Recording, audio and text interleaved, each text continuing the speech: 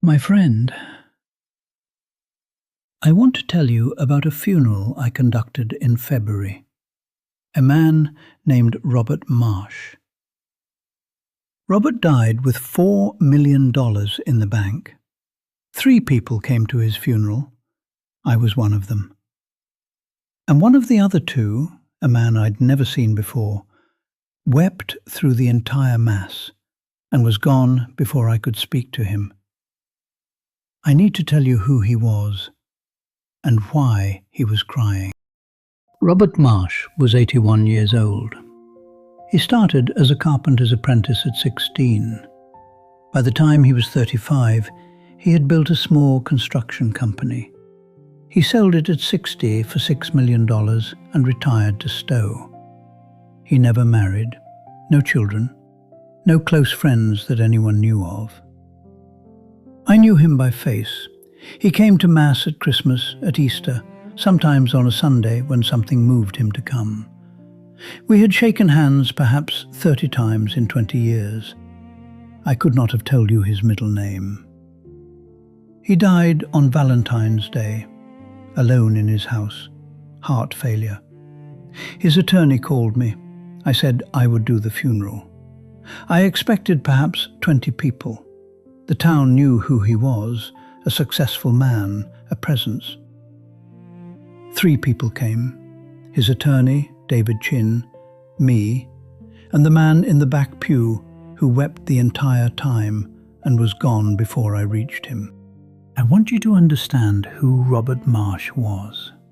Not the businessman, the man. He was the kind of man who fixed his own roof at 78 because he didn't like asking for help. He left exact change in the church collection every Sunday, always exact, always in an envelope, always with his name printed neatly in the corner. His neighbors knew him as the man who plowed their driveways in snowstorms without being asked, and was gone before they woke up. He did this for 30 years. Nobody knew it was him until someone spotted his truck at 4 in the morning. He said he just liked being up early. He had a workshop in his garage, the kind of workshop a man builds over 50 years, every tool in its place. After he died, his attorney found that he had been making wooden toys every winter and donating them anonymously to the Children's Hospital in Burlington. They had been receiving boxes of handmade wooden toys every December for 22 years. They didn't know who sent them. A man with $4 million who plowed his neighbors' driveways in the dark and made toys for sick children and came to church at Easter and Christmas and sometimes on a Sunday when something moved him. He was not a lonely man. He was a private one. There is a difference, my friend, and yet 3 people at his funeral. Something doesn't add up. His attorney gave me a letter. The letter was addressed to me. I opened it that evening in my study. Robert wrote, "Father, I expect you're wondering about James Kowalski.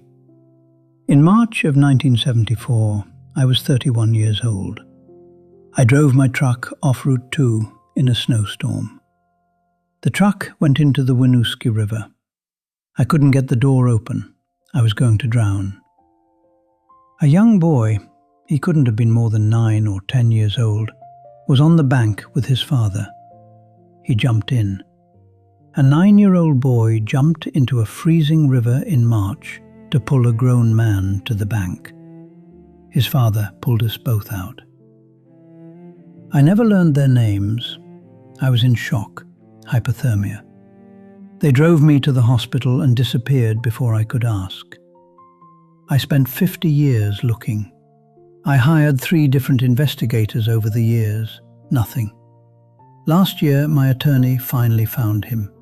James Kowalski. His father Henry died in 2019. James became a shop teacher. He teaches kids to build things with their hands, the way my father taught me. I have no family. I built everything I have because a 9-year-old boy decided I was worth saving. Everything I have is his. I only regret I never got to tell him why, Robert. I sat with that letter for a long time, my friend. March of 1974. A snowstorm on Route 2. A truck going into the Winooski River. A 31-year-old man who couldn't get the door open. And a 9-year-old boy on the bank who didn't think about it. He just jumped. 50 years. Robert Marsh built a construction company and sold it for $6 million and retired to Stowe and ploughed his neighbours' driveways in the dark and made wooden toys for sick children. And every single day of those 50 years, somewhere underneath all of it, he was thinking about a boy on a riverbank who jumped into the water in March. He hired 3 investigators. 3. He spent 50 years and 3 investigators and finally found him. James Kowalski, a shop teacher in Rutland, teaching children to build things with their hands. The next morning, I drove to Rutland. I found James Kowalski in his workshop. He was teaching a group of 15-year-olds to build wooden chairs. He had sawdust on his shirt and safety glasses pushed up on his head, and the specific patience of a man who has been explaining the same thing to 16-year-olds for 30 years and has never once stopped caring whether they understand. I introduced myself. I said I had something to read to him. I said it might take a moment. He sent his students on a break. We sat down in his workshop. I read him Robert's letter. He was very still while I read it. When I finished, he was quiet for a long time, and then he said, "I remember. I was 9 years old. My dad and I were fishing. I saw the truck go in. I didn't think, I just went in after it. My dad pulled us both out. He talked about that day his whole life. He always said it was the bravest thing I ever did. I always said it was the stupidest thing I ever did. I never thought about the man in the truck after that. I never knew if he made it." He had made it, my friend. He had more than made it. I told James about the funeral. I told him about the 3 people in the church. I told him that David Chin had informed him about the service, and that a man matching his description had sat in the back pew and wept through the entire Mass. James looked at me. He said, "That was me. I had to go. I didn't know how to explain it to anyone. I didn't know how to explain it to myself. I went to say goodbye to a man I had forgotten, who had never forgotten me." I asked him how it felt to know what his one moment, one decision, one 9-year-old's instinct had set in motion. He was quiet for a long time. And then he said something I've been thinking about ever since. He said, "Father, I have 200 students right now. I've had about 2,000 over the years. I teach them to build things. I don't know what any of them will build. I don't know which one of them is the truck in the river. I just keep teaching. Because my father taught me that some things are worth jumping in for. And you never know which ones they are until you're already in the water." James Kowalski inherited $3.8 million. I don't know what he'll do with it. That's not my story to tell. But I'll tell you what he did first.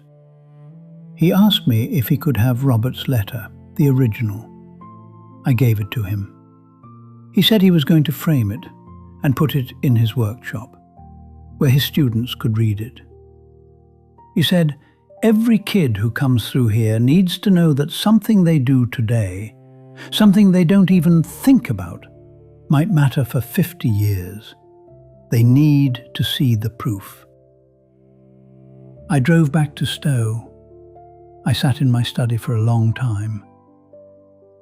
I thought about Robert Marsh, 81 years old, $4 million, 3 people at his funeral, and a 9-year-old boy who jumped into a river in March of 1974 and had no idea he was building a man. My friend, I've been thinking about James Kowalski and his 2,000 students. He doesn't know which one is the truck in the river. Neither do you. Every day you do things you don't think about. You hold a door. You say something kind to someone in a checkout line. You stay late to help someone with something.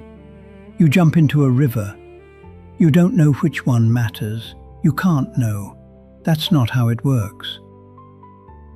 Robert Marsh spent 50 years and $4 million trying to find a way to say thank you to a 9-year-old boy. The boy became a shop teacher, who teaches children to build things, who told 2,000 of them, without knowing he was doing it, that some things are worth jumping in for.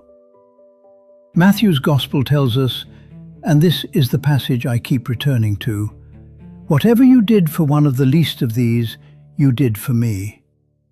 We think that means the grand gestures, the obvious ones. I think it also means a 9-year-old boy on a riverbank in March, who didn't think, who just jumped. If you're listening tonight, my friend, I want you to think about the times you jumped in. Not the times you planned to, not the times you prepared for, the times you just went, before you thought about it, before you decided it was worth it, before you knew if it would matter. You don't know whose life you saved. You don't know whose truck you pulled out of the river. You don't know who spent 50 years looking for you. Robert Marsh found James Kowalski. He couldn't say thank you in person, so he said it the only way he had left. And James Kowalski took that letter and put it in his workshop, where 2,000 more kids will read it. The river is still running, my friend. It always is. Heavenly Father, we thank you tonight for Robert Marsh, who spent 50 years carrying a debt of gratitude so enormous he could never put it down. And for James Kowalski, who jumped into a river at 9 years old and spent the next 50 years teaching children that some things are worth jumping in for, without knowing that was what he was doing. Lord, help us jump, before we think about it, before we decide it's worth it, before we know. In your Son's name, Amen.